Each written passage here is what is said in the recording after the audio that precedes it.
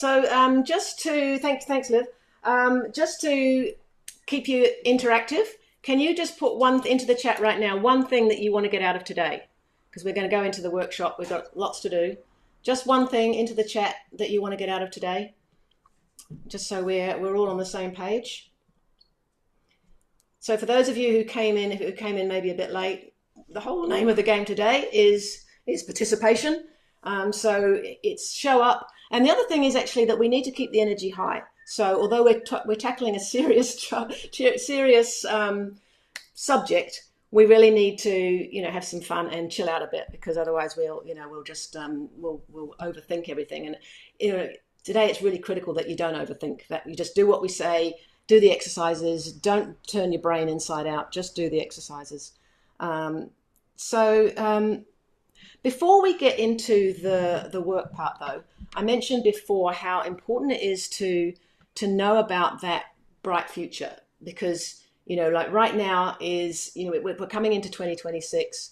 We want to get better clients. Everyone wants to define their UVP, and it's kind of really important to sort of get that big picture of why we want to do that. So if this is you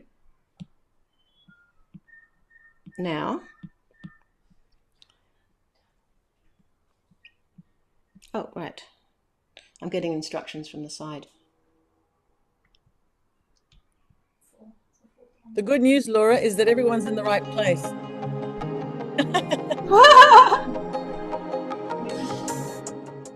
That one. Yeah. Good job. I've got a co-pilot here.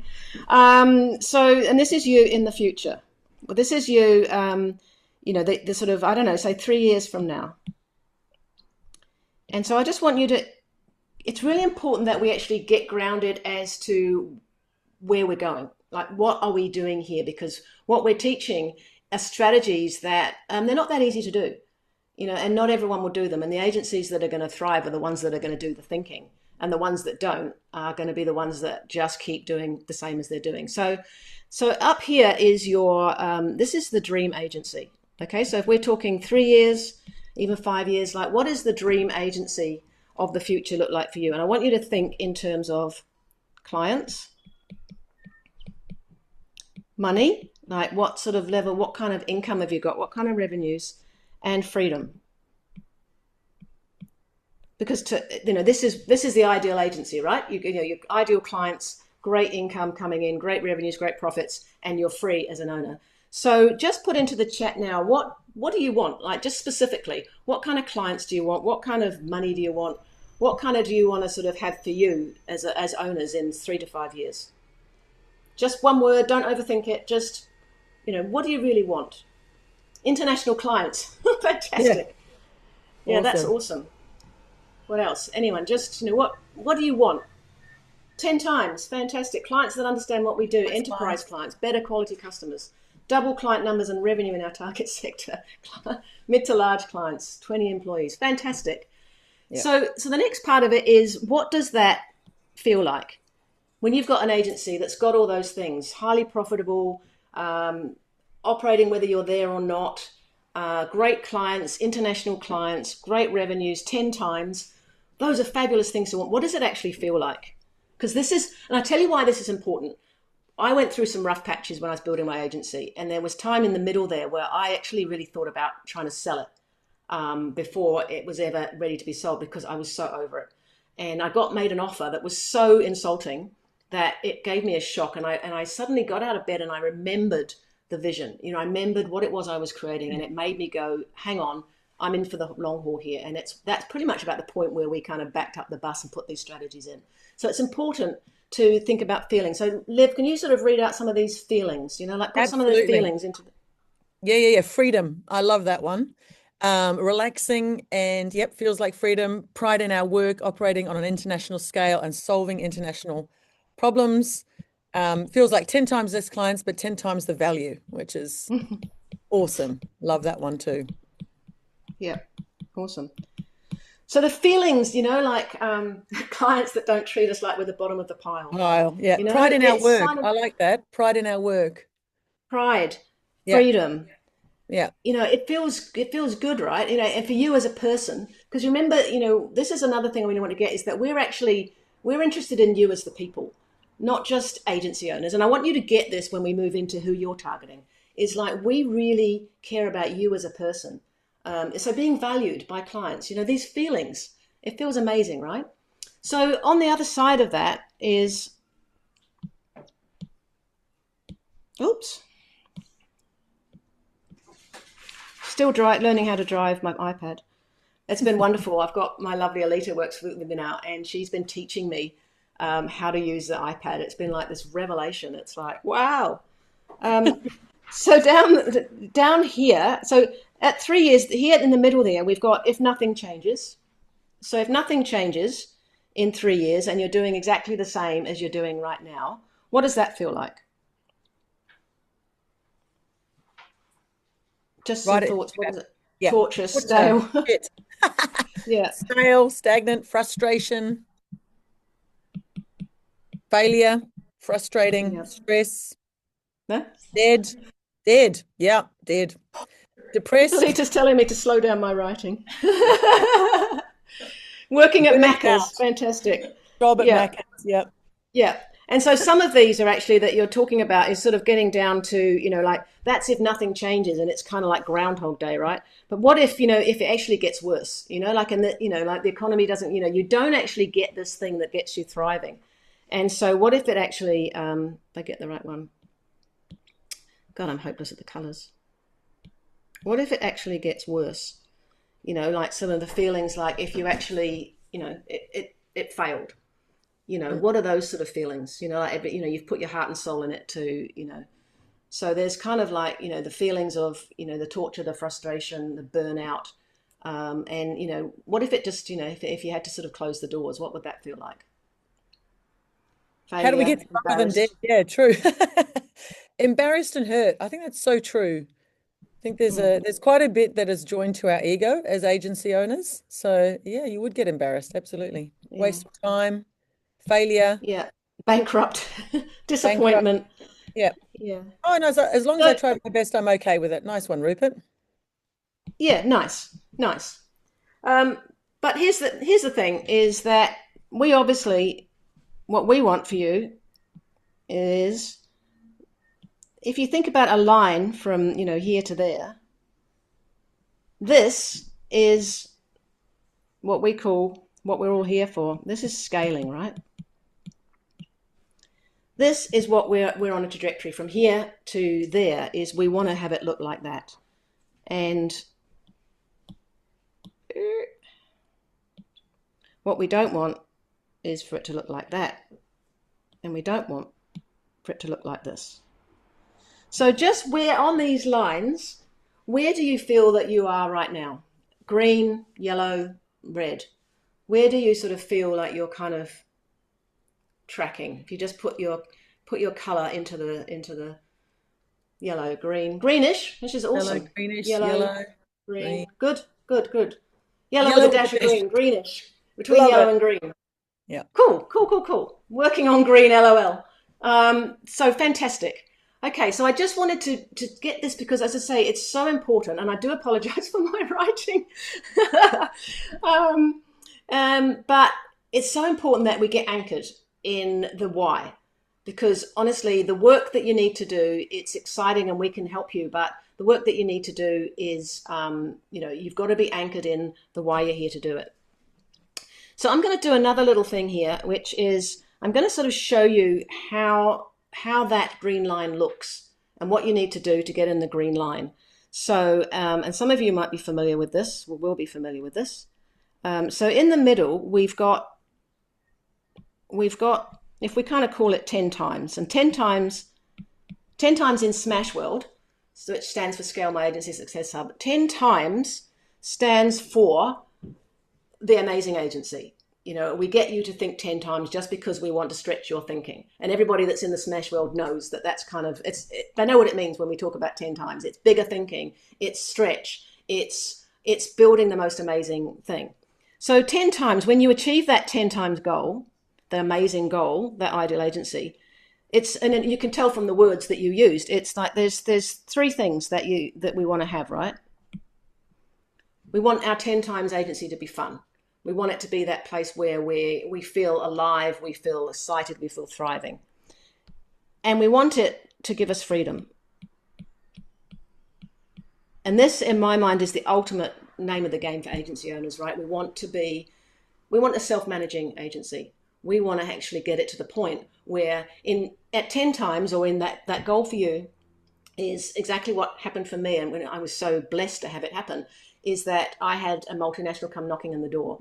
And I had a choice in that moment to sell it and, take some money and move on to the next thing, which is the choice I made. But I equally had the choice at that point in time. I had a leadership team in place. I had a self-managing agency. I was taking out great profits, great dividends, and I was only working on the stuff that I loved working on, the strategy and the high-end client relationship stuff. And so, that whole freedom thing is freedom of choice, right? We want to get you to a point where your agency is so valuable that you get the freedom of choice to either sell it or enjoy it for what it is. Does that sound good? Does anyone not want that? And the other thing that we want to do as we're going is that we want it to give us this financial future. So we want it to set us up financially. And it should. Your business is there to feed you back, pay you back for all the hard work you put into it. So that's what we want. Yeah, that's what we want for you. So there are 3 things that get in the way of an agency actually achieving this. One is, I'm just going to find a color.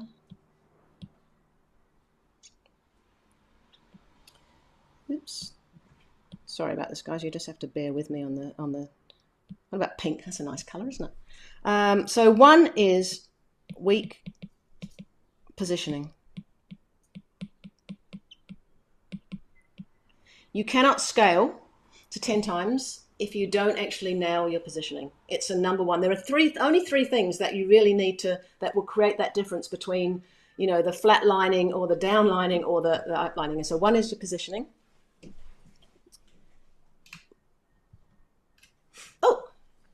One is the next part of it is that the agencies have no growth systems.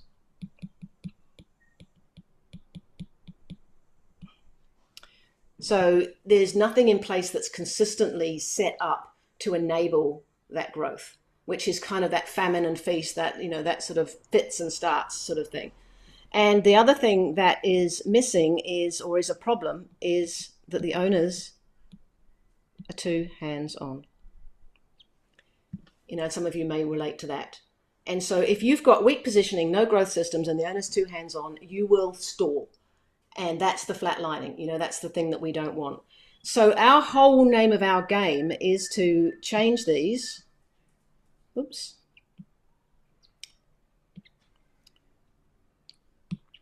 Bear with. So we want to change weak positioning to clear positioning.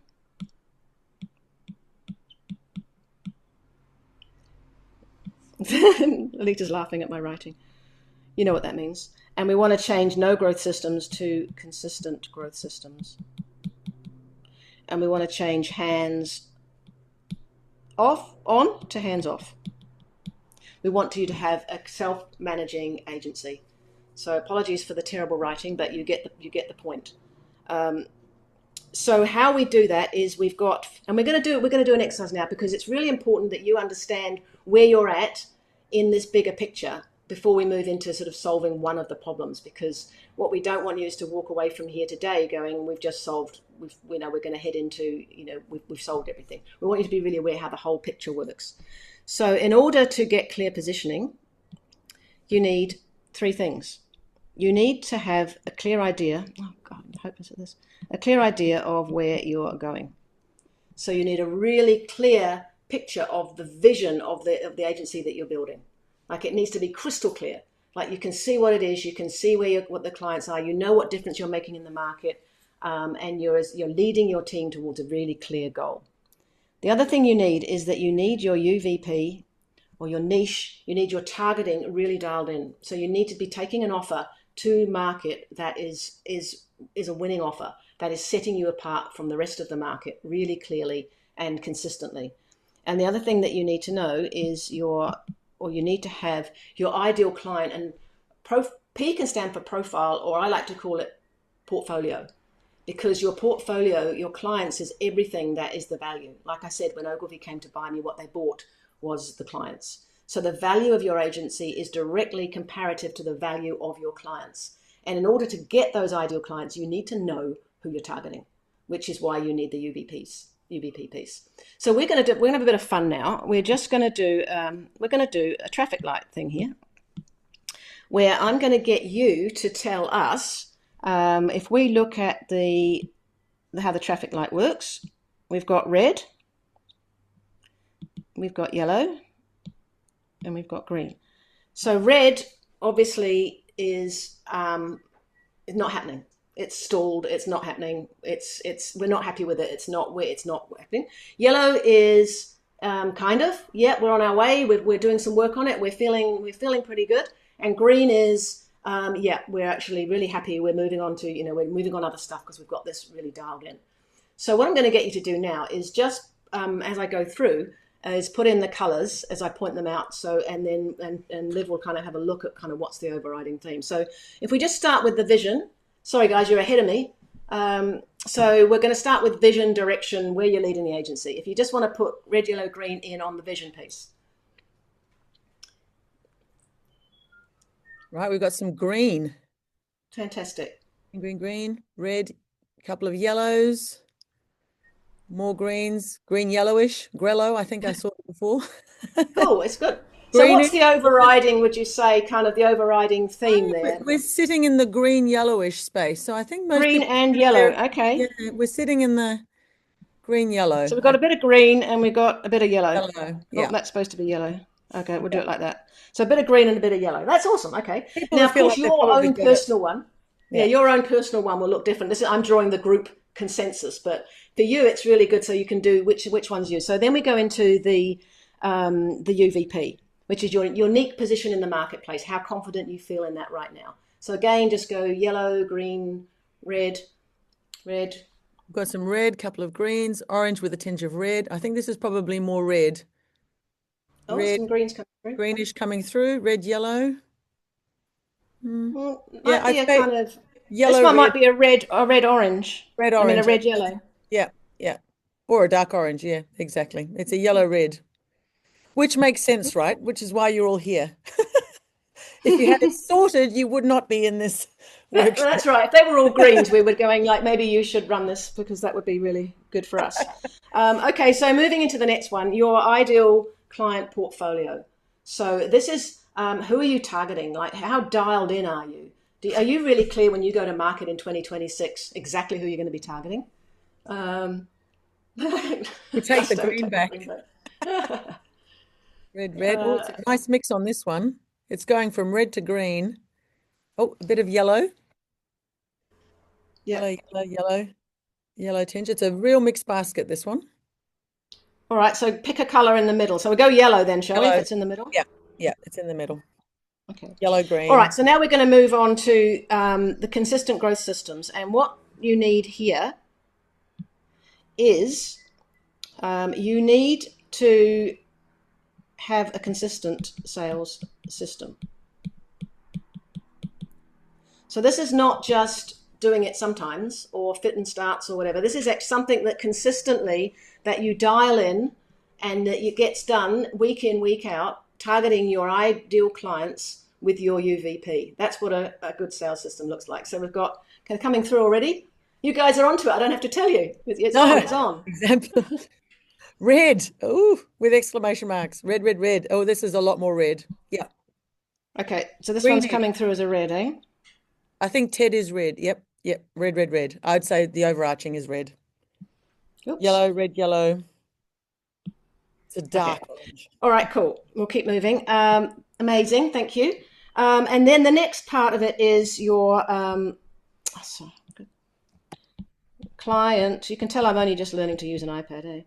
Client growth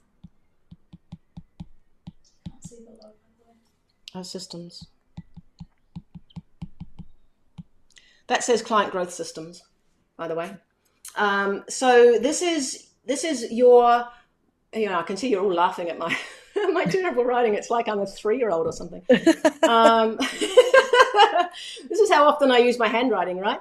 So, you know, this is where your diet, this is where your client consistently, you've got your system set up so you're consistently, you and your team are consistently working with your clients to grow them. You know, like this is where you've moved from being shepherds looking after the sheep to farmers growing your clients. So we've got the colors coming through. Yep, red, red, red, red, yellow, red, yellow. It's again more of the dark orange, I'd say. Dark orange, red, Okay. red, yellow. Yeah, Okay. darker Okay, orange. we're gonna go red down here, red to orange. Okay, moving along, moving along. That's a Question, what do you fantastic, mean growing amazing. clients, Laura? What do you mean by growing clients? That's one of the What do questions I mean there. by growing clients? So you get clients on board, right? And they come on board to do a project, or they come on board to be part of your. They're doing some. They're on a retainer. They're in a contract with you, and you do what you agree to do, right? That's farming. I mean, sorry, that's shepherding. It's like we've got a client, we've got a job to do, we do a good job, and then we tick the box. And they either go thank you very much and go elsewhere, or they continue in your retainer system. But they don't. They stay at the same retainer. They stay doing the same thing. So that's what we call shepherding. Farming is farmers grow things, right? You know, you've got hunters, which is like, you know, when we go to the sales system, one of the parts of a sales system is that someone in your team is responsible for driving that part of it, right? That's a hunter. When we get to the clients, it's like you need your. Was that you, Daniel, that asked that? Yeah, yeah. So you understand. So it's basically they come on board, and you've got systems in place that consistently get them doing other stuff. You know, like you know, growing them. You know, in our agency, we had our client service teams. Their bonuses were built into their ability to grow their clients, and we systemized the whole thing.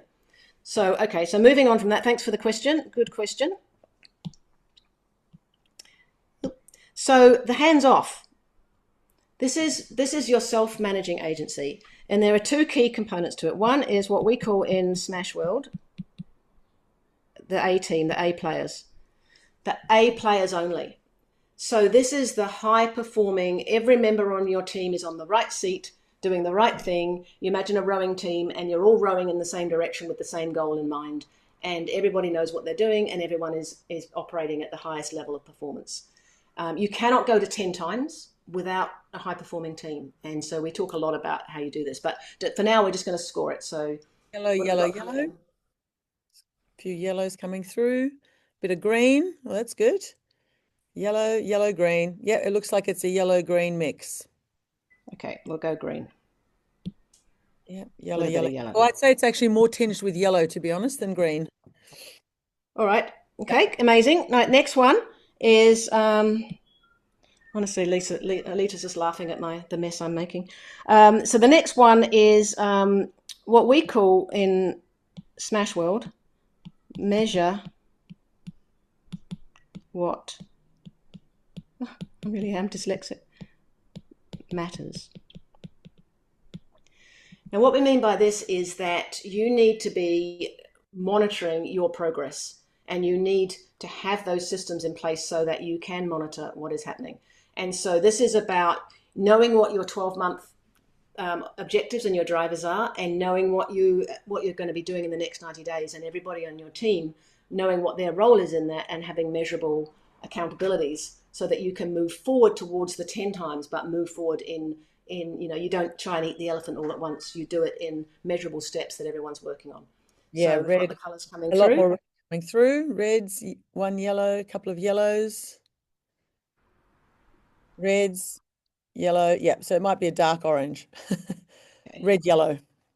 I'm trying to find a dark orange, but they don't have it in highlighter, so we'll do it. We'll do it as an orange. Okay. So I mean, the point being that this is this messy thing here.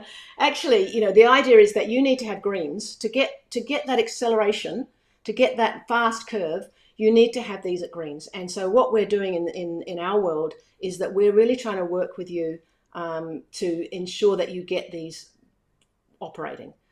So those of you that are in Smash, you kind of know about the program that we run called Growth Busters. Those of you that are not, that are guests here today and don't know about it, We've put together a simple information doc, which Alita's going to drop into the chat now. And so you can just open that up and you can actually have a look at exactly what it is that we do that actually addresses these issues. We've got an offer in place for December because we want to get you on board for January, because now's the time to start quarter one. So if you want to have a look at that, Alita's dropping that in the chat, and you can open that up at any time. So let us know if the link doesn't work. So now we're going to get into, so we're going to have a stretch. Well, I'm going to have a stretch because I'm standing up. Stretch. And we're going to move into doing the work now. So now that's going to be, what's good about this next bit is that it's going to be more of you and less of me, which is awesome for me and maybe awesome for you.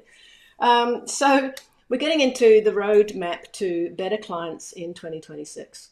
And what we're here to do is to help you do those two pieces of the bigger picture, right? And now you can see where they fit into the whole thing. Thank you. So who you help, which is your ideal client, the problem you solve for them, and the unique way you do this better than anyone else. That's what we're here to do today. Is that all right with everybody? If we go hard on this? So we're going to go into some working now. So has everybody got some paper and pens? Like, have you got something that you can work on? Or you've got your iPad, or you've got somewhere where you can do this work? It's probably, I mean, in my view, it's preferable if you don't just type it in, but if that's your preference, but that you actually kind of do some thinking, but you can type it in as well. So basically we're going to get into the part of who you help. The goal is to get you crystal clear on who you're going to focus on in 2026, because focusing on everybody will get you nobody. I mean, I think you've probably heard that, like when you try and be all things to all people, you end up being nothing to nobody. Because you just get lost in the wind. So this is about getting better clients, and it starts with better focus. So we want you to focus in, and we're going to ask you to do some stuff that you may not like doing, but go with us for the exercise, because we're going to sort of talk about the idea that you don't have to marry your niche. That's one of Livia's favorite sayings. Yep. So for the purposes of this, we're going to force you to kind of niche in, but remember, you don't have to marry your niche, but you just have to kind of get the experience of what it's like to focus. You can date them. To your ideal client. Pardon? You're dating them. You're dating them. Yeah. You're dating them. So your ideal client, firstly, there's the criteria, right? Which is why they are a good fit.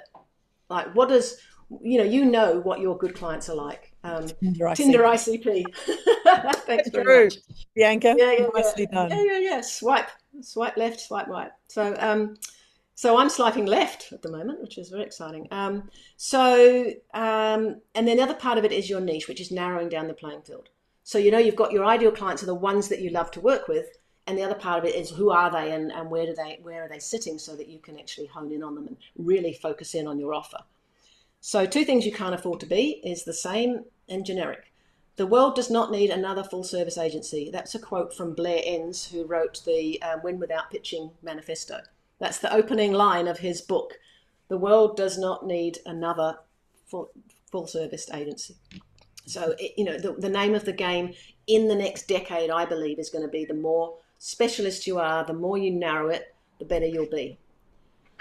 So exercise number 1, and we're going to get you to do this now. And we're going to put a timer on, and we're going to give you 5 minutes on your paper this is an easy one for you. This is about thinking about your best client right now, because I want you to get a picture of what a really good client looks like. So who are they? Name them. What do they do? What industry are they in? Why do you love working with them? And what makes them profitable, enjoyable, or energizing? Now I'm going to put the timer on for 5 minutes. And the whole name of the game with this is don't overthink it. Just get it done. And then when the timer stops, we'll get you just to share some of your thoughts about your ideal client. So here we go. Yeah, we're all good. Okay. Well, so just want to share any words about your ideal client, kind of like, your current client. What's amazing about them? Just share some words. What's amazing about your current clients right now?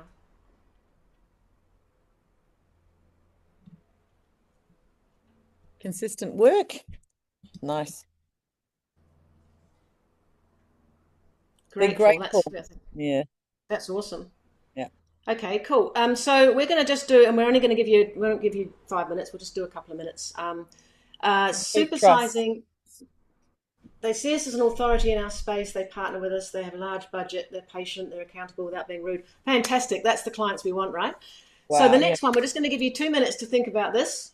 Professional to work with, bigger numbers, maximize profit. Amazing. That's exactly. Yeah. What we want for you is that, at the moment your portfolio will probably be 20% ideal client, 60% middle, and 20% what we call bottom feeders. That's a typical when we do the exercise, which we do in Smash, of getting you to look at your client portfolio. That's pretty much what it looks like. Yeah, professional, help people, straightforward, pay on Yeah. time, 100%. This is what Yeah. you want your whole portfolio to look like. So now we're going to give you just 2 minutes just to just think about the bigger future version of the client. So remember in that picture, which is why we drew that picture, right? Because we want you thinking about that agency that makes you feel all those amazing feelings. And so if you look at your best client now, what's the future version of this client? Like, is the future version that you just have more of clients like that?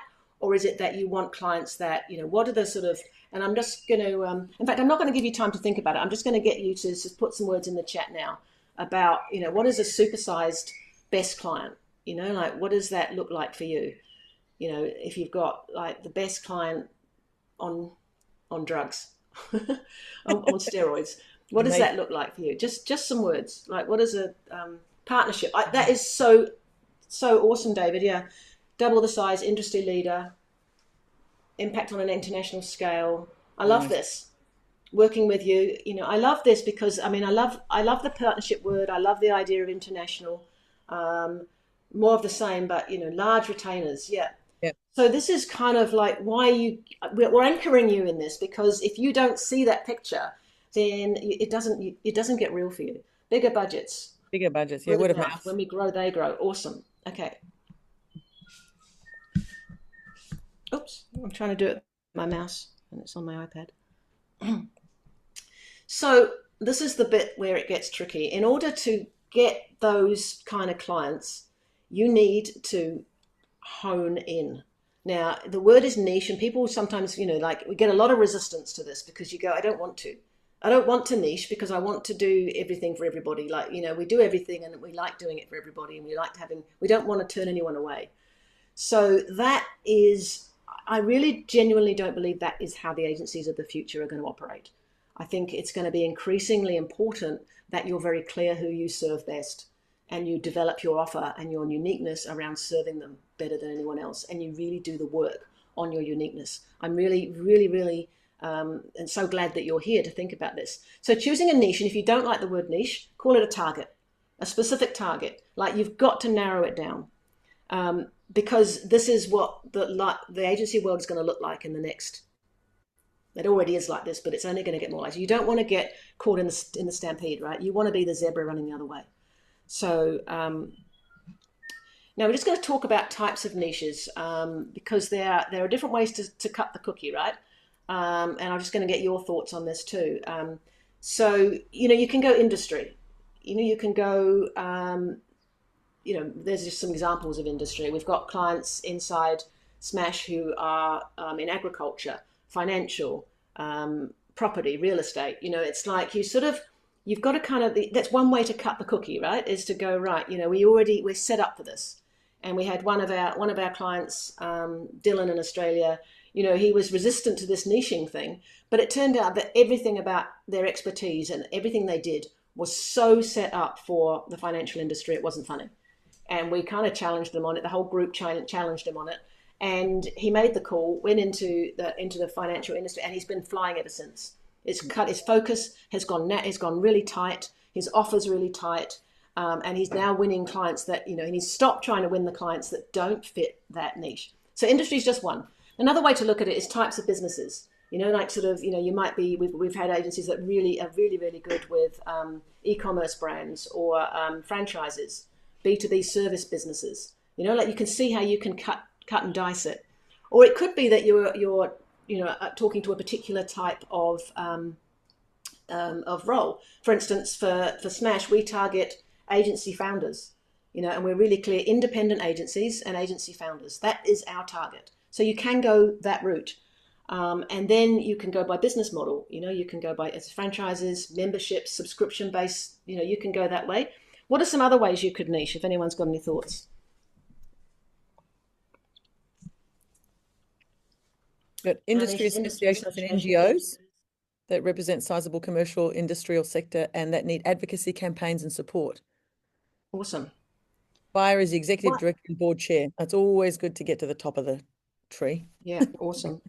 One way that I know that Livia you've talked about is that you can niche or target by expertise as well. Yeah, Um, absolutely. yeah, I mean Gusto, you guys are a good example of this. They've sort of narrowed their design focus into information graphics and animation that solves a particular problem. So you can go tight on your if you go tight on your expertise, you can go wider with your market, right?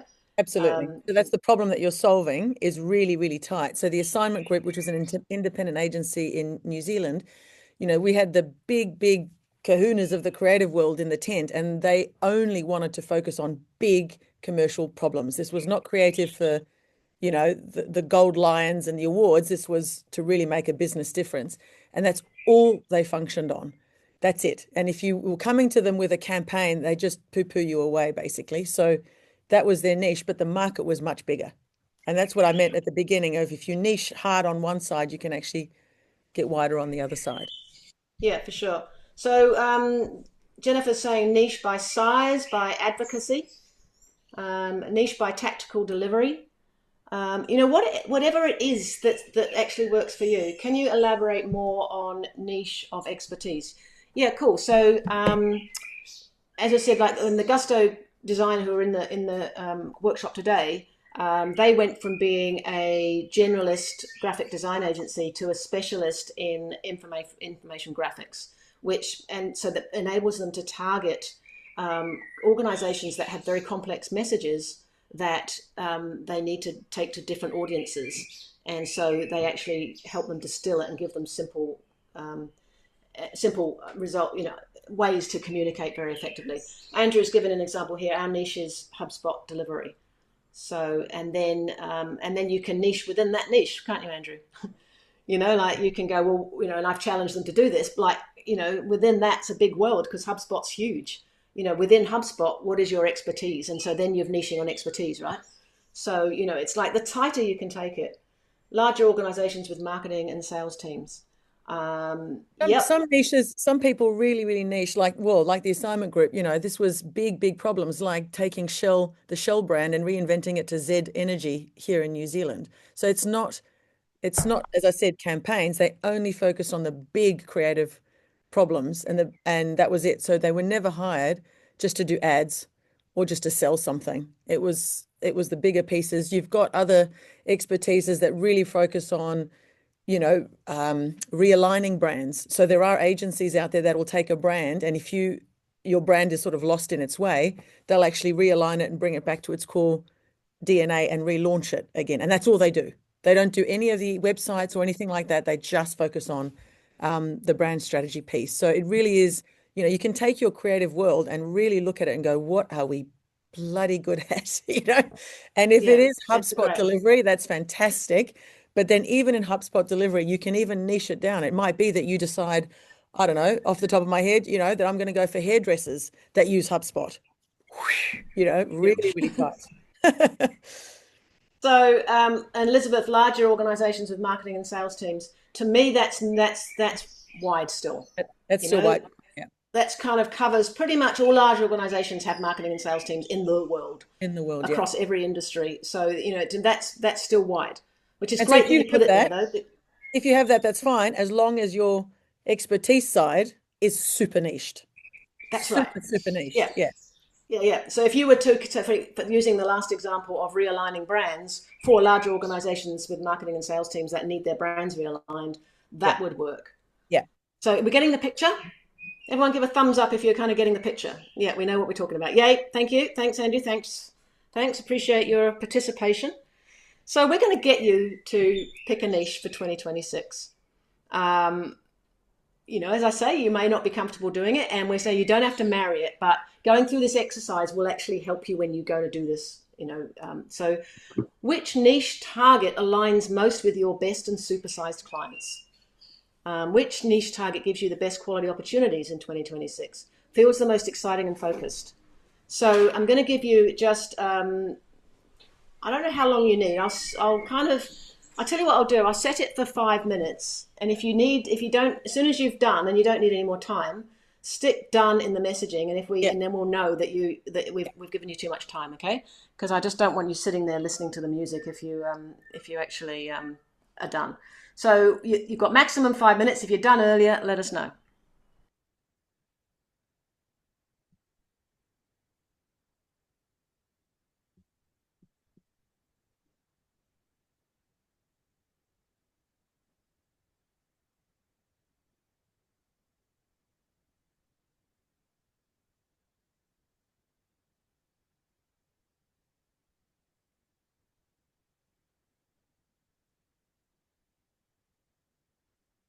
Laura, we can't hear the music.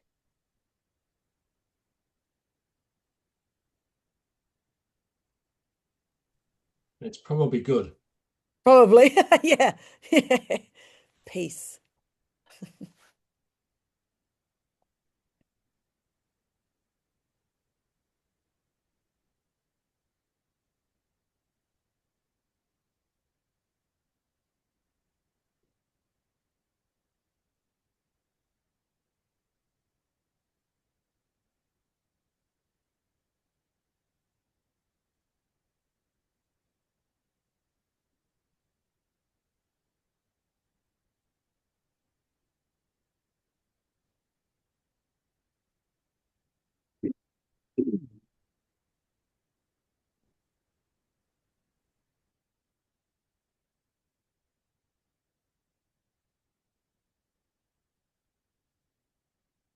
Mm.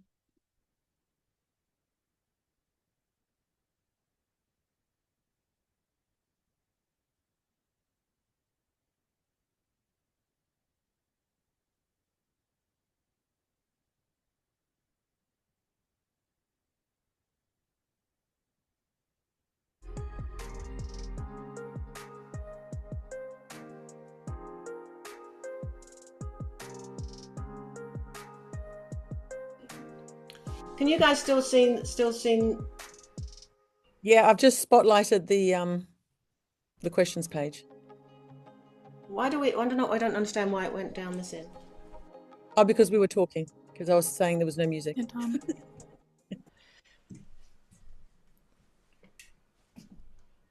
confused what's going on here. Hang on, I've spotlighted you. Because we'd lost the screen. We'd lost your question. Yeah, sorry about that, guys. Oh, I think we're back on board. Are we back on board? You can see the screen and you can hear me? yep. Yeah, everyone's good? Okay. I've only got 4 done so far. Okay. 4. All right. We'll just we'll give it another couple of minutes then. So those that are done, you could put it in the chat. What is your niche?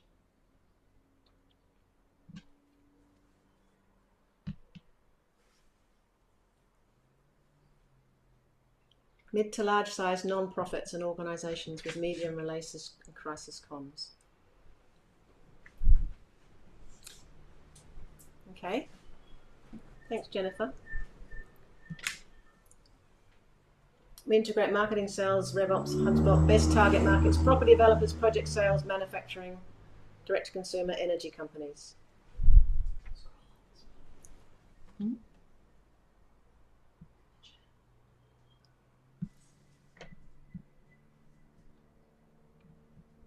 We help businesses in the finance sector make the most of their channels. And I think that's supposed to be they make the most of their own channels. Sorry, can't type. I've been awake for about 14 hours now. Oh, poor thing. Oh my goodness. Ryan, you're doing well, mate. Yeah. Bigger clients in quality with areas with more to spend. Okay, so some of these are really tight and some of them not so. So we're going to keep pushing you from here to kind of go tighter if you like. But so bigger clients in quality areas with more to spend. If you can even go sort of particularly more about kind of what kind of clients they are. You know, where are they? for photography? Like what is there anything else you can add to the tightening of that niche, just for you to be thinking about? Advocacy, relations, services, campaigns to industry associations and NGOs in the health and allied health space. Yep. We help business owner only wanting strategic branding build shifts. We need to get tighter, but I think that moving into that strategic brand building shift stuff is getting tighter, right? It's getting there. Private schools, Catholic schools, a bigger number. Now you're talking, Grant. Now we're getting closer. Where are you, David? Is mine clear? I lost David. Where's David? Quality people, top. the right people. All right, together. quality people bring the right people together and handle behind the scenes work so you can get focused on what you do best. We create. So we're going to get to what it is that you do in a sec, David. So just if you can just type into the chat now, what is your target market? Like, what is the niche? What is it? How tight is that? Because we'll get to what you do for them in a minute. So just so we can see, who are you targeting specifically? Yep, Gusto, that's good. Ryan, owner managed businesses in the finance. Oh, you said that. Yeah, that's good. That's good. It's tight. So, David, did you sort of get a chance to have a look at who you're targeting? If you want to have a think about that. Independent consultants or sole traders, says David. Yeah. Independent consultants, sole traders. Is there any industry, David, that you are focusing on independent consultants and sole traders? Because that's still quite wide. Or it might be a few industries, like two, I don't know. Yeah, Rupert, yeah. We help WooCommerce stores integrate and develop their point of sale, ERP and CRM to streamline and sell more. Yep. Yep, that's pretty tight. Executive directors, CEOs, board chairs of targeted NGOs. NGOs, not-for-profits, yep. Yep. That's pretty tight. So we've got our niche. So you'll find that the exercises are easier. The tighter it is, the easier it is from here, because we're moving into now their painful problem. So you've got to have a clear picture in order to determine someone's problem, right? You've got to have a really clear picture of who they are. Otherwise, you can't do this next exercise. Keeping that super clear, we're moving into the next piece. So now the goal is to identify the expensive, painful problem your ideal clients want solved now. And that now is an important part. So where are they suffering? So what makes a great problem? It's something that people will invest to get a problem solved. What is painful for them right now? What is expensive for them right now? What is strategically destroying them right now? What's getting worse for them right now? These are sort of problems that, if you can sort of dig deeper rather than the generic kind of problems that other agencies might be talking about, the deeper you go. So we're going to do an exercise in a sec of current frustrations. What was happening before they came to you? If you imagine this, picture your existing clients right now, or the ideal client if you know these things. But what's happening for them? What's not working? And if this is one of your ideal clients, when they came to you, what was happening for them? What wasn't working for them? What were the symptoms of the deeper issue? What was frustrating them daily?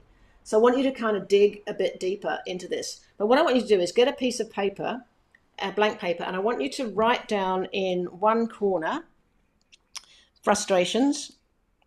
So if you put in here, you put your ICP here, or your niche. And down on this, below it, you're going to put the frustrations. So list all the frustrations that you can think of, the pain, their pain, and I'll go back to those questions. So if you can now just get your piece of paper and put in the middle is your niche, and then you've got all of their frustrations down below. So this is where they're feeling now, like in the here and now.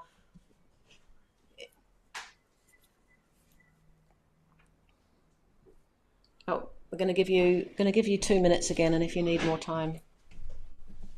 Oops, that was a 5-minute one.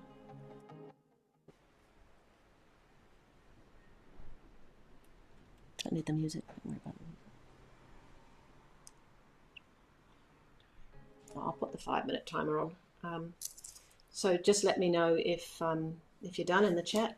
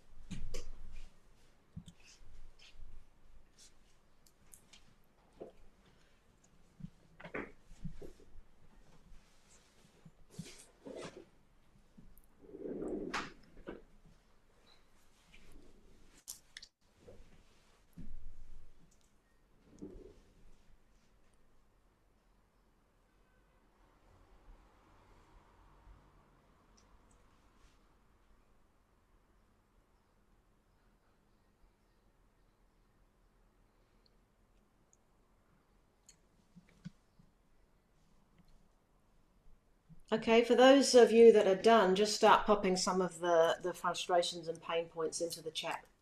An internal team, but need to outsource to get the media they really want or deserve. Yep. There's no bandwidth or tracking of media daily. Yep.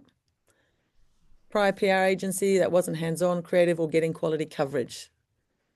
And things were flat and not reflecting the organization. Yep. So they're doing good work and no one's hearing about it. That would be a big frustration. Another one struggled with disconnected systems that don't talk to each other, causing messy data, manual admin, poor customer experiences, and higher costs and limited visibility across their entire sales and marketing channel. Andrew, that's really clear. That's awesome. No clear idea of what marketing spend is producing, or too much manual work for teams, things that could be automated. No alignment between marketing and sales being lost somewhere along the line and the conversion funnel. Yep. Information that was confusing and not targeted, and information was confusing and not accessible, needed to reach a diverse audience. Agencies are expensive, don't know what's going on, not getting sales, don't get data or reporting, no proactive insights or recommendations. Yeah, these are really good frustrations. Clients that don't understand the rules of advocacy, don't understand how the Wellington Beltway works, can't curate a compelling advocacy story or position, don't have connections with policymakers or government. Okay, cool. Good stuff, guys. Okay. So we're going to go back to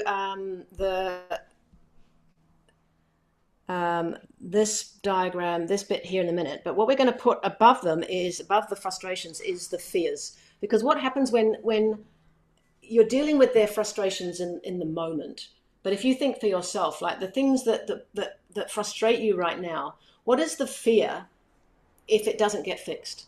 Like, what's going to happen if those problems and frustrations and pains that they've got don't get fixed? You know, what's at stake? What becomes harder, riskier, more expensive? What could break? What outcome are they afraid of? So just go back to the diagram here and put the fears at the top. So what does that mean in terms of what happens if they carry on like that? What does the future look like for them? Loss of revenue. Yeah. So this is kind of, you know, just sort of write it down on your thing so that you've got your frustrations and you've got your fears. Because the deeper you understand the problem and the more you can really dial into it, the more you're going to have a connection that lands above, you know, the competitors that are really dealing with the surface level stuff. So, you know, it's like, what are they really scared of? You know, there's a great lack of growth, loss of revenue. You know, what does the world look like if they don't? Yeah. What's their fear of loss of revenue? Like, yeah. How are they going to feel with loss of revenue? You know, and I sort of give you an example is, you know, with us working with our agency owners, you know, the problem that agency owners have is every agency gets stuck. We know that, you know, we've been on the journey and we've been working with enough businesses and owners to know that that's the reality. And that feeling of stuckness is something that we relate to, and we've got a solution to it. And we can actually get them unstuck and get accelerated growth, which is what they really want. They want that dream agency. So you see, it's like we're really dialing into what it feels like as an agency owner to be stuck. So it's for you because remember when you're talking to individuals, when you're doing sales, when you're doing a marketing, you're talking to a person that's dealing with a whole lot of shit that you can help them with. So good. So really good exercise. So now we're going to go back to our picture, and we're going to put on the other side. No, we're not. We're going to put, on the other side, we're going to put over here, we're going to put the fix. So what happens, the thing that you do that fixes this problem? What is the problem? What is it that you do to solve this problem? And up here, we're going to put, how is that going to play out for them? How does that play out in their future? If you help fix those problems, what does the future look like? So we won't do that. Just your fixes. Like, what do you do that fixes those problems? If you could say there were 3 problems on the left, that frustrations that you could circle and go, these are the problems we fix. This is what we do. This is how we fix them. This is what it's going to be like if you've got these fixed. And then at the top of the future is like, what does that mean for them going forward? Like, if they fix these problems now, what does the future look for them? If you do a really good job.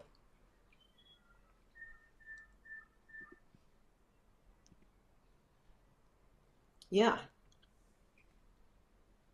Those are real genuine things, right? Not having to axe staff, not losing customers to competitors. It's like it's the real stuff that actually bothers them, that keeps them awake at night.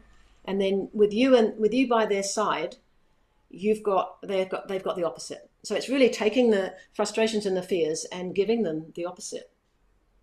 So another example with Smash is that we know that the 3 biggest problems that agencies struggle with is unclear positioning, no growth systems, and the owner's too hands-on. So we will help you fix those 3 things.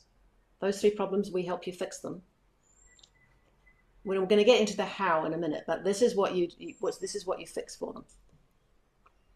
So does anyone need any more time on this?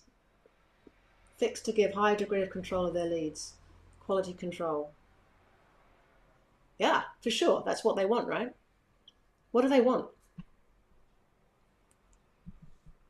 Align data systems to get clarity across the whole conversion funnel. Yep. Identify and correct when customers are being lost throughout the marketing sales process. Yeah, so they want transparency. What do they get? What do they get? Liz, what do they get when you do that? Like, how is the world better off for them when they've got those things? So they've got clarity across the whole conversion funnel. So they've got clarity, they get growth. Yep. They get the opposite to what the problem is, don't they? So if what you do is that they can identify and correct when customers are being lost throughout they actually get less lost customers. Don't they? They have less leakage. They don't lose. It's really getting you to think about what do they actually get out of this. Less admin work so that they can concentrate on what they do best. That's good. Workforce solutions. I'll change the question just to sort of clarify this in a bit deeper. What do they get that they don't have right now? Less worries. Mm-hmm.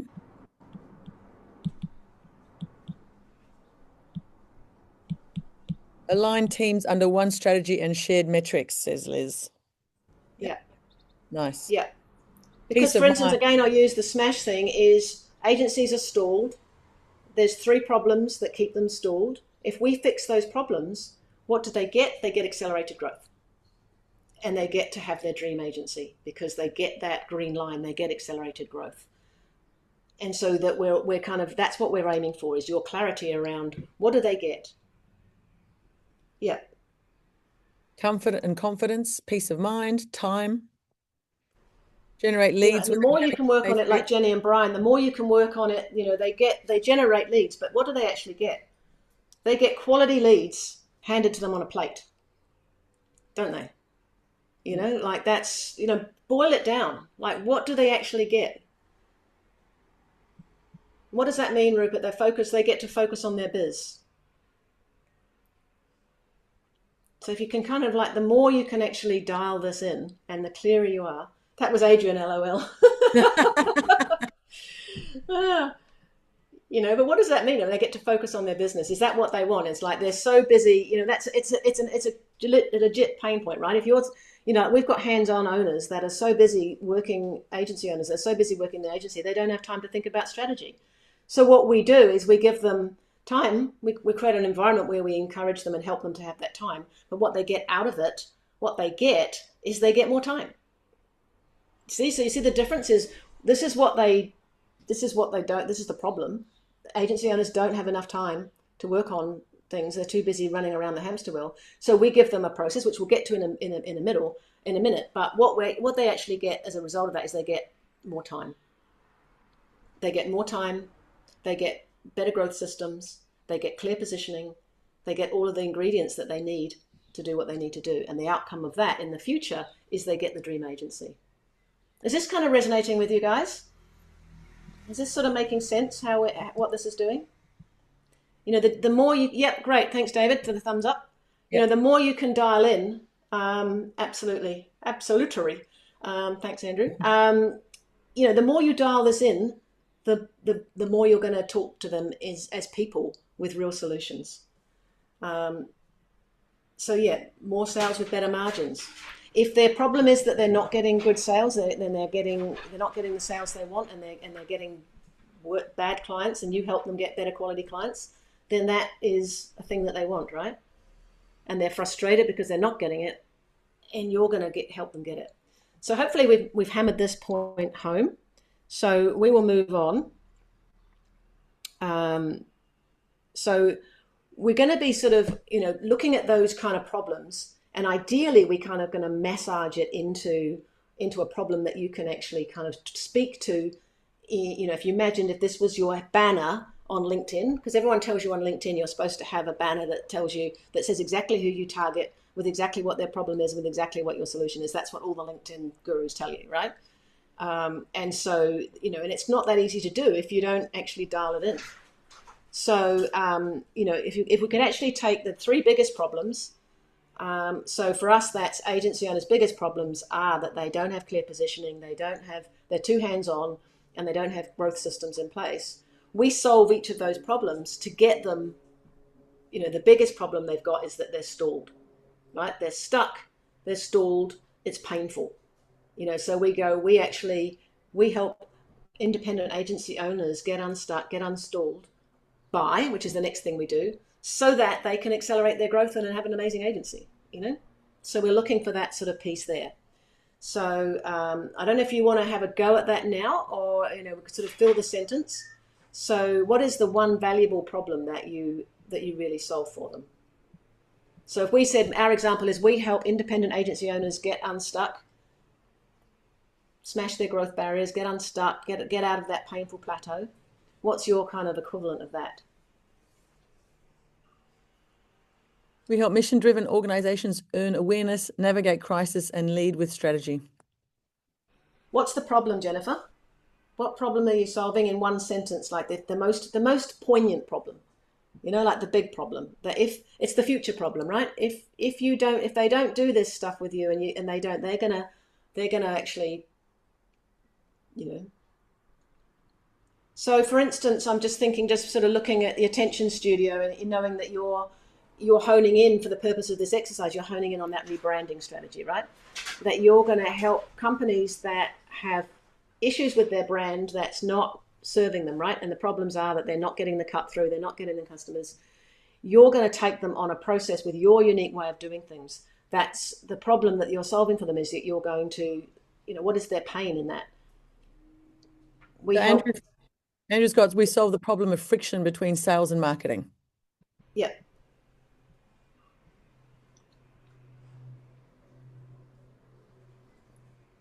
Opportunities managed important. That is what you do, Andrew, but as you go forward with this, you can actually make that problem, articulate it. Do I know that there's a friction? It's really, what does that actually mean?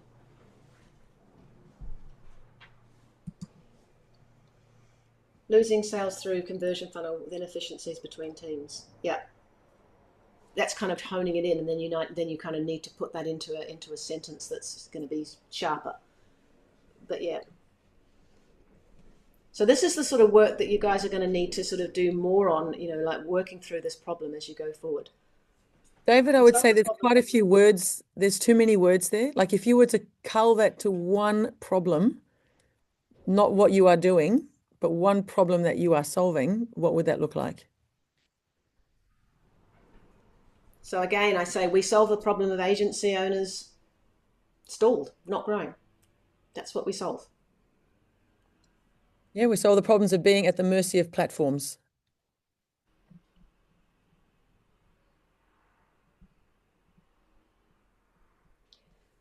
What's the problem, Jennifer? So if you're helping them be known, the problem is that they're not being known, right? They're lost. So we're helping visible. They're not visible. Mission-driven organizations who are not being seen. We amplify them and get them seen everywhere. It's like, who feel are not getting seen. People with important messages that are not getting seen. That's what you do, right? And you can boil it down as simply as that. It's like the problem is you guys are not getting seen. You're doing amazing work, but nobody's seeing it, and you're not getting any traction. What we're going to do is we're going to amplify that, and we're going to get you seen. Yeah. So it's still I think you were closer, Gusta, when you were talking about the problem. Like the problem is they've got really complex information that nobody can understand. That's quite clear. That's your problem. I think you've kind of guys have got that dialed, I think. Yeah, struggling with disconnected, unreliable systems. Much better, Jennifer.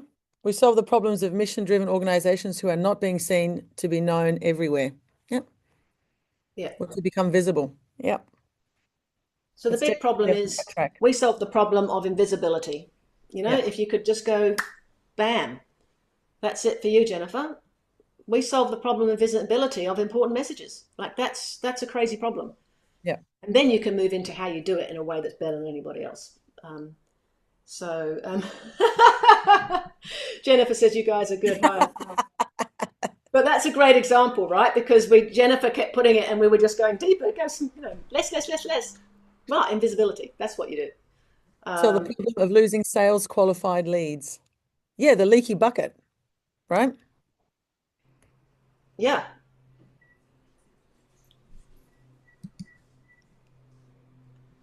Yeah. I mean, that's pretty much what conversion is, isn't it? Like you're the experts in the conversion piece. And the conversion piece basically just means they get loads of leads coming in and they just disappear down the Googler. But what you do is you actually solve that problem. You actually, we solve the problem of leaking leads, like lost leads. Right? We solve that problem. Don't overcomplicate it, It's like get to the core of it. That's what we do. Imagine it as your LinkedIn banner. David, you're getting there's still too many words, I think, for David. And if I look at the problem, allowing them to concentrate on their core expertise and achieve shared growth, what is their problem? What's underneath that? Yeah. Okay, well, we're going to need to move on for time's sake, guys. But for those of you that are in the Smash world, that are members, then you can actually, if you want to sort of have some more work on this and post it in there, then we'll check it out. So that's if you want to do that. Okay. So what result do they want? This is your time now to think about, just write down. If you go back to, we've done that, haven't we? We've done the result, sorry. Okay, right. So now you are the bridge. Do you get this? If this is in red is where they are in a world of pain, and where they want to get to is this beautiful blue sky where everything that problem has gone away and they can see a better future for their organization because of it. You are the bridge. This is your UVP. So you get that? Can everyone see how that works? Because it's a really critical piece, because now we're going into the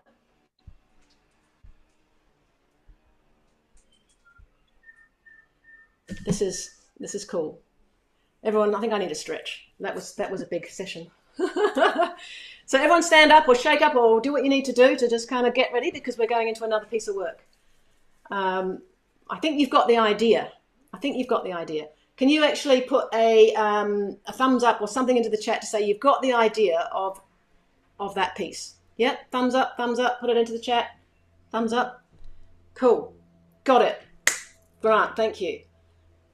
Got it. Lots of thumbs up, got it. Okay, that's amazing. I mean, it's a big thing to do in a 2-hour session, right? But you know what to do from here, right? And as you say, if you're in the Smash community, then share it. Just put it in, put it in. You can even put it into the USVP niche piece and just say, hey guys, want some feedback, and tag Olivia and I. Okay, so moving on.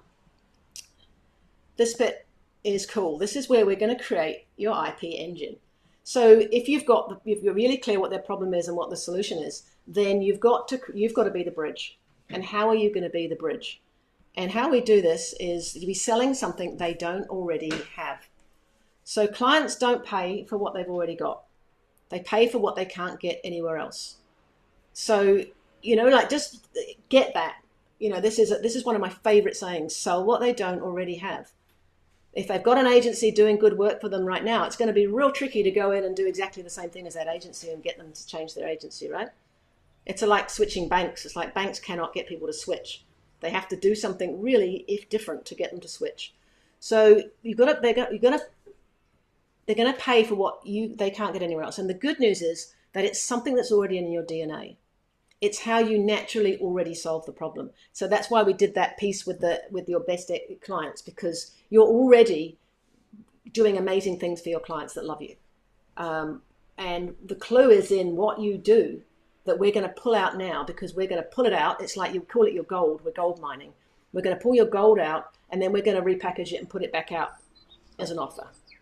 Does that make sense? Yeah, you get it? Okay.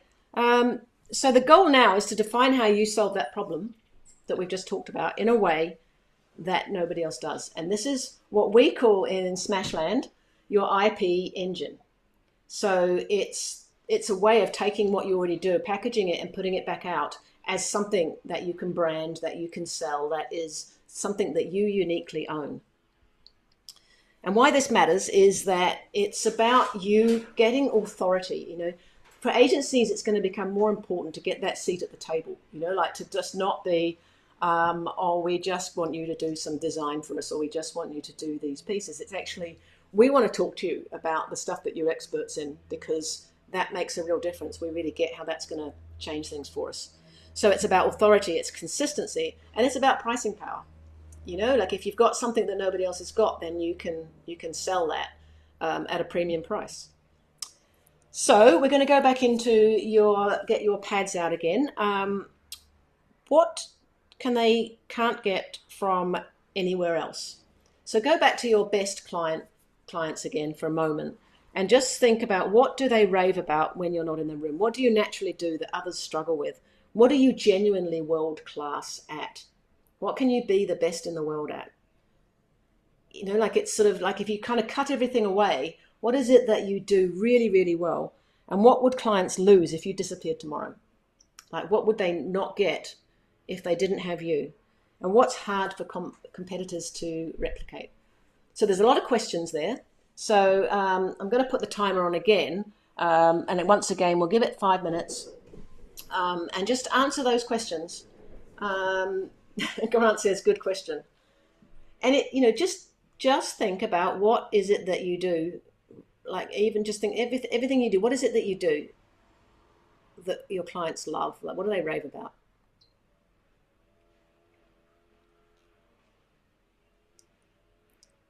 And as always, don't overthink it. Just let it come out. Good on.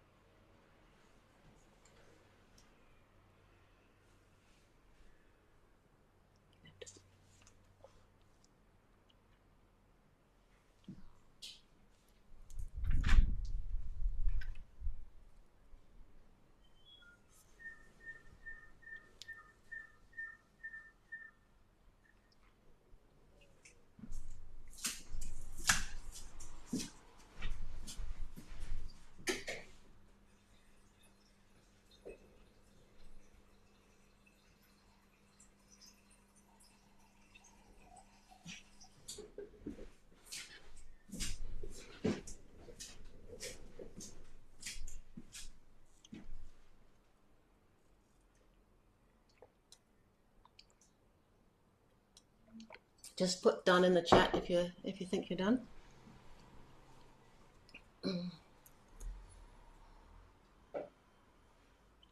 Okay, for those of you who are done, you can start putting what some of those things are, just so we can feel how amazing you are. Share in your amazingness.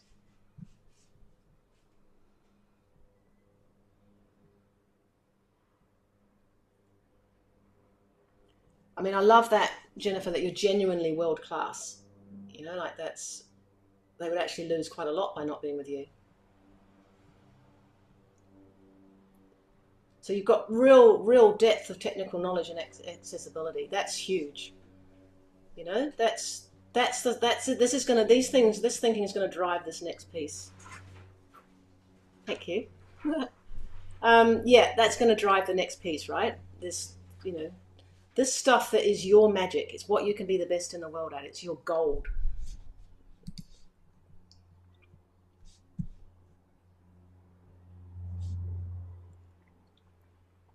You sound so much fun to work with, Bianca. Like, that's great, Grant. Exclusive systems no one else has. That is gold. We're gonna work on that. Yeah. Great, Gusto.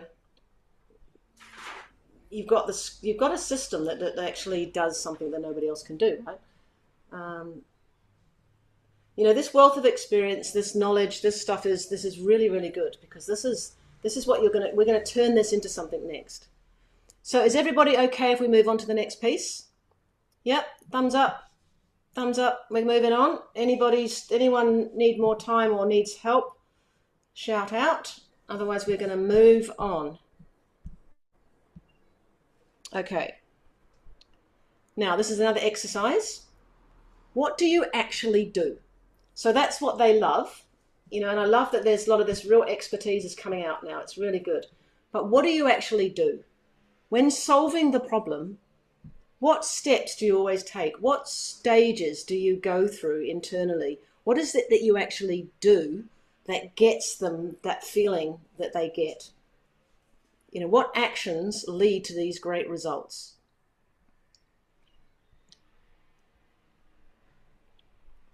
I'm going to actually move on to this one because I think this explains it really. It's like what we're actually wanting to do is we're going to move you into your X-step method. So I'm giving you the picture of what we're about to do with it, so it helps guide you. When I talk about what do you do, we are looking for the thing, you know, to get those results, you do stuff, right? You do something. You go into a sort of, you know, a process or stages, or you do something that, you know, that they wouldn't even know about, because it's, you know, but you do it all the time because you're so freaking good at it. Yeah, so you reassure them at every step. So go through the steps, the stages, the key things that you do, the key, you know, sort of processes or mechanism that you put in place that ensures that you get the result that they're looking for.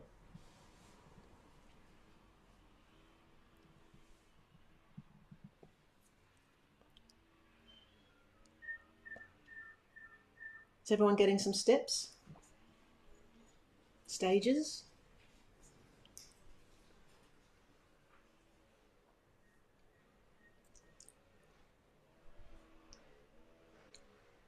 Yeah, that's great, Grant. So what do you actually, so it's experience. But what I'm going to try and get you to do is turn that piece where you fix their errors and make it a part of your system.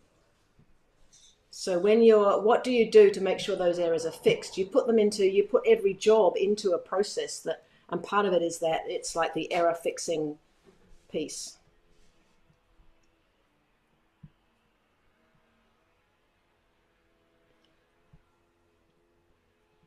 Yeah.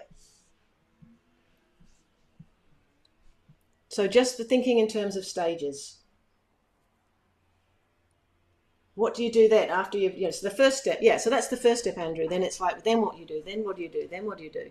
So that what we're going to be creating. So what we're actually going to be creating is what we call your IP engine. So it's the thing that you sell that isn't the deliverables, but it's your unique way of going about it. That's fantastic. So you've already got a templated advocacy process. That is amazing. And have you got that packaged up as a thing that you sell, Daniel, sorry. Cool. Well, you're winning. Okay, that's fantastic. Right. So everyone's thinking about their steps. That's awesome. Mapping out the marketing sales journey, identifying where the potential customers are being lost, training individuals. This is awesome, guys, because this is the bit that we as agencies, we think that this is not valuable. We think that clients that they already know this, but they don't. They go, here's your brief, and then they go, and you go, here's the work and here's the results they've got. They don't know that there is a science in there that you're working with, and that is your gold. And that is what you need to package up and sell as the piece that goes in the bridge. So this is just to give you an example of our IP engine with Smash. Is, you guys, all you Smash members are all familiar with it, right? It's the flywheel. And it's in our vernacular. It's what we talk about. We talk about 10 times and we talk about the flywheel because this is our IP engine, and this is what we sell, right? Because we know what the problem is, and we know where we want people want to get to. We want to get to the 10 times agency. We're stalled here. We put the flywheel in, and this is our IP. And so this is what I'm looking for you to sort of create your version.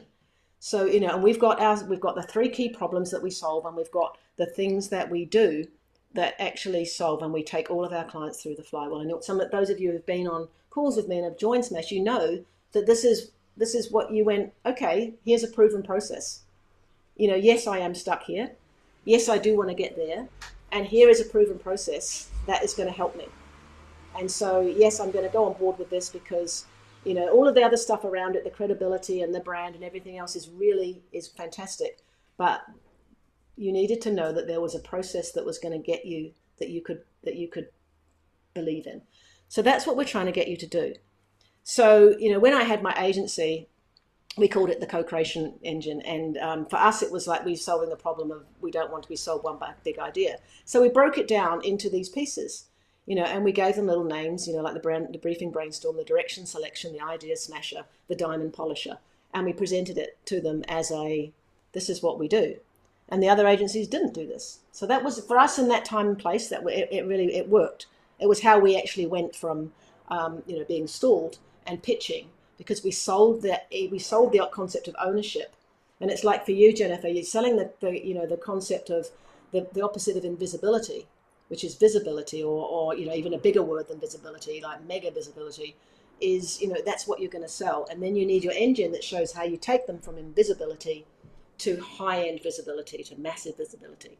And what's your engine in the middle that's going to show them that if they do it with you, they're going to get better results than anybody else. Is that making sense, everybody? We're understanding the IP engine.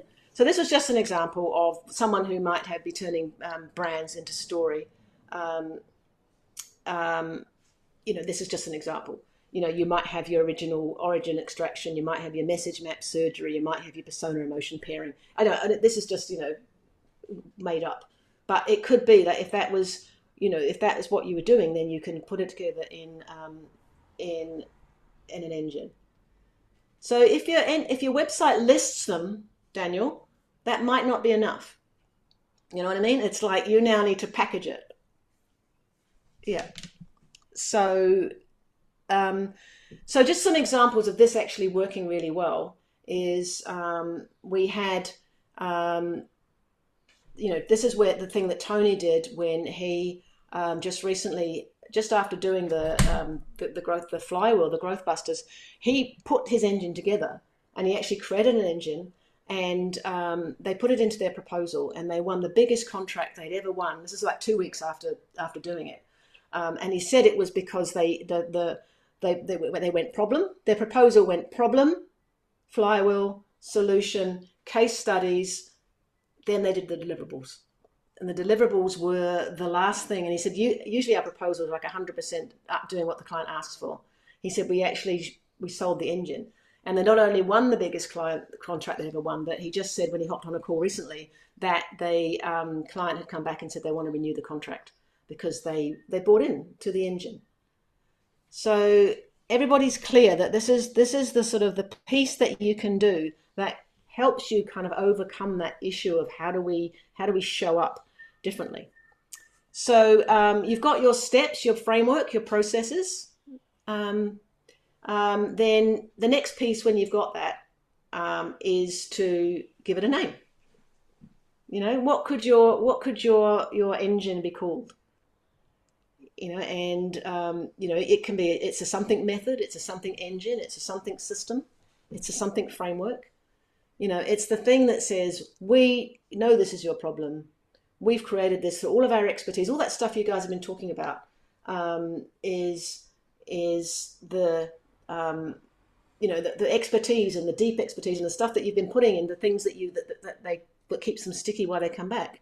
Is take all of that and put it into a framework, put it into your processes, pull your processes in, give it a name, and then we won't have time to do this today, but design your IP engine.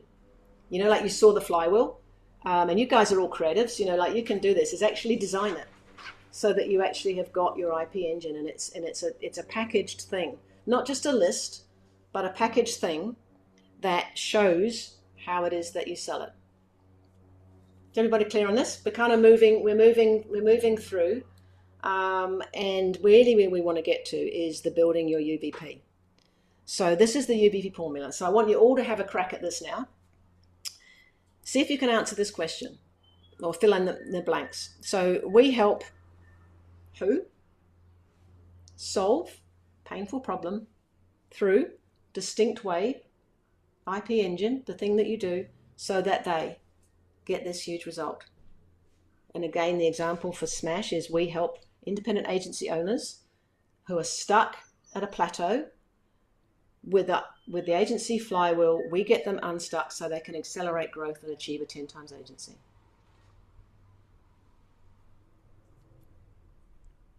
So when you've had a go at that, then just stick your first version in the chat.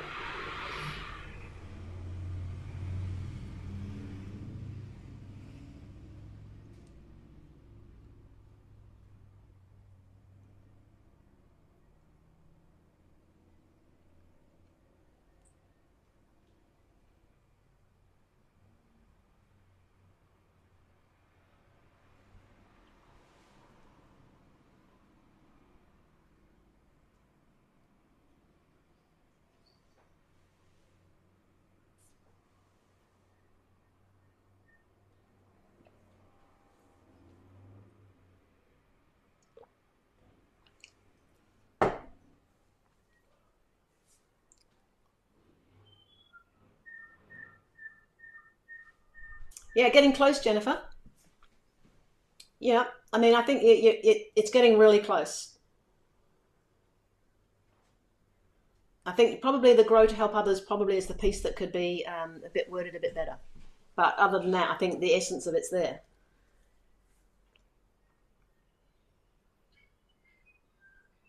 I think yours, Daniel, I think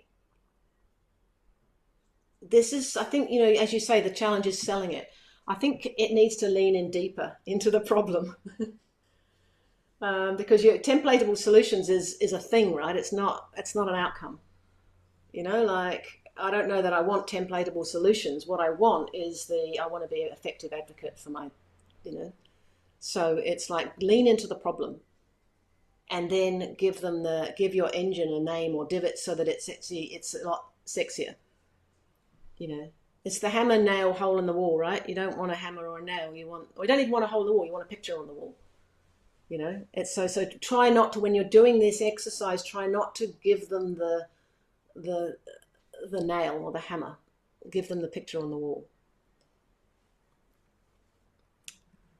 Okay, anyone else going to put a go at this? We're gonna be getting close on time, so I'm getting the time signal called here. So again, Smash people, this is your homework. Put this into the chat inside school, and we'll help you with it.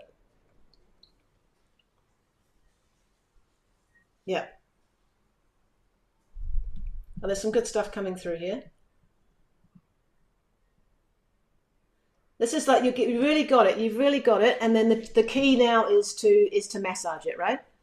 So that you can actually, and I think it's a really good way to imagine it being a LinkedIn banner, because you can only put so many words in there, right? You know, and it's just, you put it there, and then you actually, then you really start to really sort of nail it down. So as I say, we're kind of running out of time on this one. So we're going to move on, and we're going to pretty much wrap up.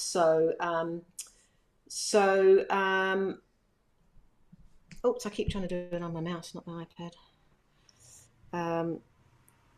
So where to from here really is that what you do from here is that when you're doing proposals, when you're pitching, is that the format for proposals and pitches going forward is going to be this. It's going to be start with the real problem, your understanding of the client and the industry, and, you know, that deep knowledge about what the problem is. Present your IP engine as why this gets better results. And it's your expertise, and it's your deep expertise, and it's wrapped up in your IP engine. Then show the case studies of how you've applied this engine. You know, like I did with Tony, you know, he put this engine into his proposal and won the biggest contract ever. So that's kind of the evidence of the thing that you do, right? And then you present the deliverables.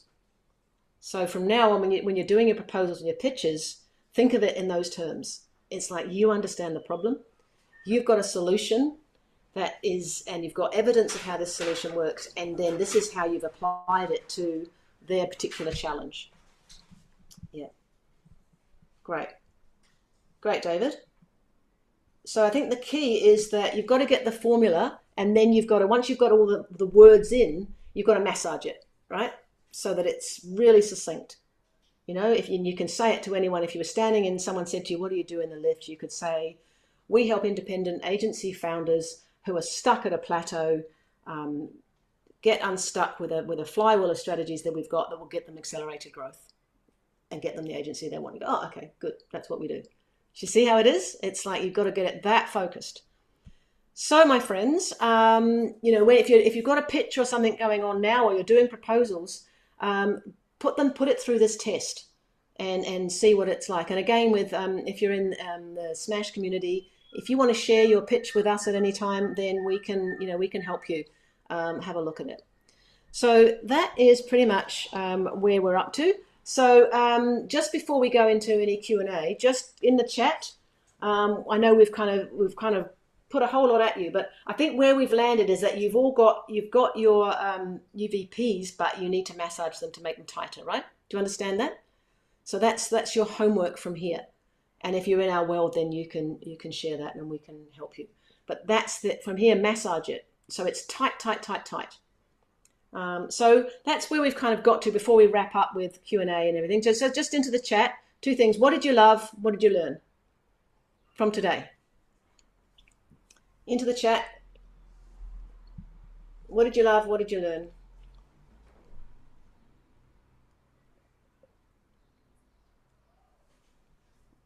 That was just a request to show that slide.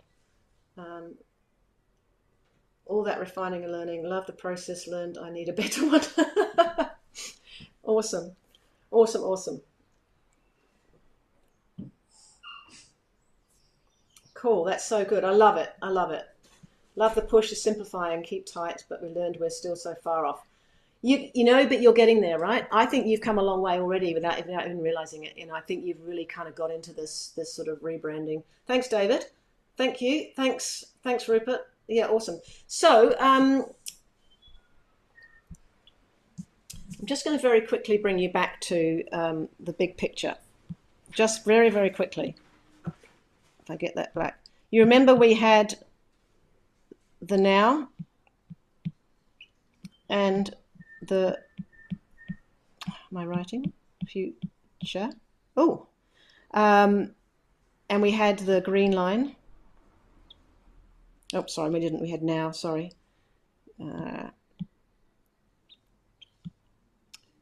We had the now and where you are in 3 years.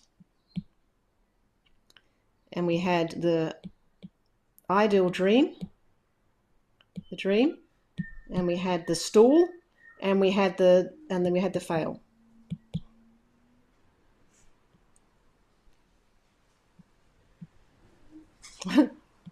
Not very good with my colors. So, oh, sorry, that was the yellow one. That's the stall. That's the line to the dream. That's the line to if it doesn't work out. If you break that into sort of the, how you're going forward with, the years, even if you said 3 years, what do you notice in this very messy picture of mine?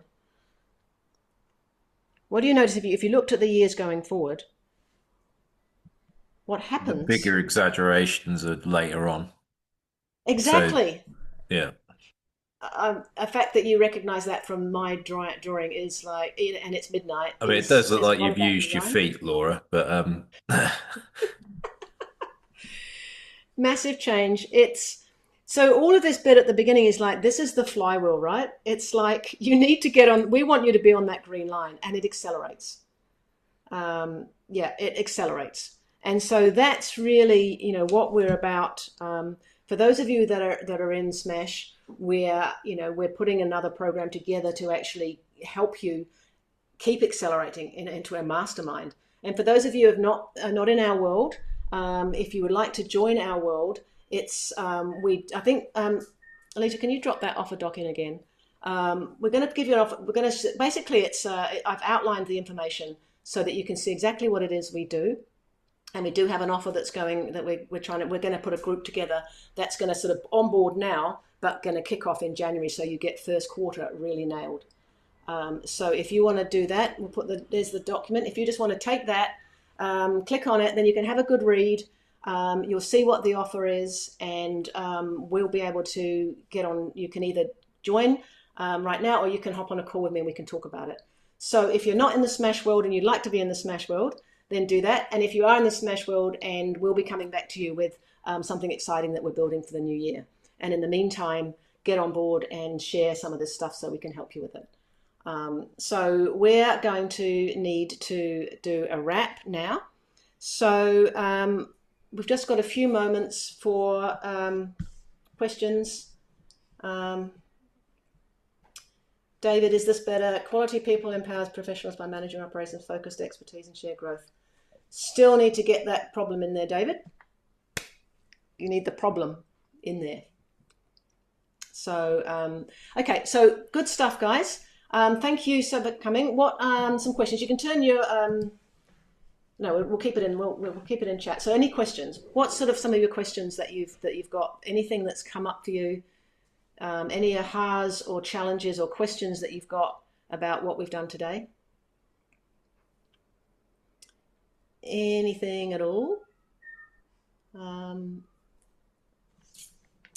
You've just been overwhelmed. It's been a journey, right? It's been we've got you thinking, and we've got more answers than questions. Thanks heaps. That's fantastic, Rupert. I'm really pleased. It's great to see you. Oh, Jennifer's saying, what were you saying, Jennifer? I just saw it. Being in the Smash world is the best thing I've done. Has helped tremendously. Great group of people. Thanks, Jennifer. We love having you. So again, just coming for those of you who haven't yet experienced our world, or have a look at the offer document and see that it's actually a ridiculous offer that we're putting together. We're basically giving you December for free so that you can come on board now and get started in January. It's a small payment now, and then other payment not till January, so that you can get on board, come into our Smash world, get some help with some of the stuff already that we're working with, and kick off with us to start the whole thing early in the new year, so you've got quarter one smashed. So for those of you who haven't experienced it, come join us. And Smash people, we love you. We absolutely love you, and we've got some exciting things coming up next year. We've got a whole new program for graduates that's going to be enable you to actually do this stuff and get it really dialed in. So yes, Andrew said such a great community. Thank you, guys. We love you. Thanks for coming. I can just go to default. Yeah, we love you. Thanks for coming. It's lunchtime here in New Zealand, and we're going to go and have some lunch. I don't know what time. It's bedtime for Ryan. What time is it in the States? It must be afternoon or evening. PM. It must be evening in the States. So for those of you in the States, 6 p.m. for Jenny and Brian. Yeah. So thank you again for joining us. We love you. This is a wrap from us. And we are 7 p.m. for Jennifer. Yeah, we hope to see you in the Smash world, and Smashers, we hope to see you come on board with something exciting that we're creating for next year. So thank you and love you, and we'll see you again very soon. Cheers. Thanks, everybody. Thanks for coming. Bye.